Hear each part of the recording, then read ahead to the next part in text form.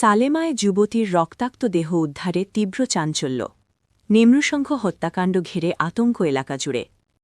ত্রিপুরার Salema motor stand সংলগ্ন এলাকা থেকে এক যুবতী মহিলার রক্তাক্ত মৃতদেহ উদ্ধারের ঘটনায় ব্যাপক চাঞ্চল্য ছড়িয়েছে।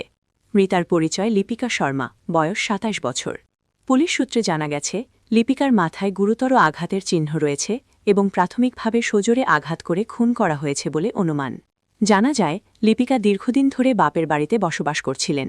মৃতার বাবার অভিযোগ, প্রেমঘটিত বিরোধ থেকে এই হত্যাকাণ্ড ঘটে থাকতে পারে।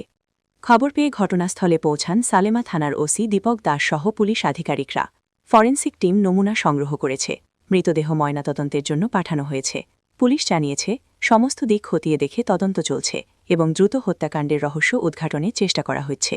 খোয়াই থেকে গোপাল সিংয়ের রিপোর্ট, ঈশান বাংলা নিউজ, শিলচর।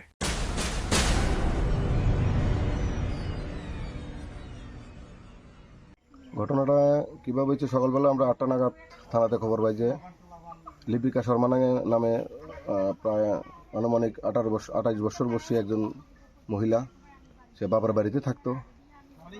তার স্বামীর বাড়ির থেকে অনেকদিন ধরে স্বামীর বাড়িতে থাকে না। তার নাকি বাড়ির পাশে ডেড বডি পাওয়া গেছে। যথারীতি আমরা সঙ্গে সঙ্গে সিনিয়র অফিসারে কল করছি এবং সায়েন্টিফিক টিম, আমাদের ধলা ডিস্ট্রিক্টের সায়েন্টিফিক অফিসারের টিম, আমরা সবাই এসেছি। এখানে আসার পর আমরা ভালো করে সার্চ করে দেখলাম এখানে ব্লাড স্টেন পাওয়া গেছে কিছু আশেপাশে। তারপরে এফএসএল টিম আসার পর আমরা ডেড বডি উদ্ধার করে দেখতে পাই তার মুখে গভীর ক্ষত, সামনের দিকে মাথা থেকে মুখ পর্যন্ত গভীর ক্ষতের চিহ্ন। তো যা আমরা ডেড বডি উদ্ধার করেছি, এখন ডেড বডি উদ্ধার করে এখন ময়নাতদন্ত হবে।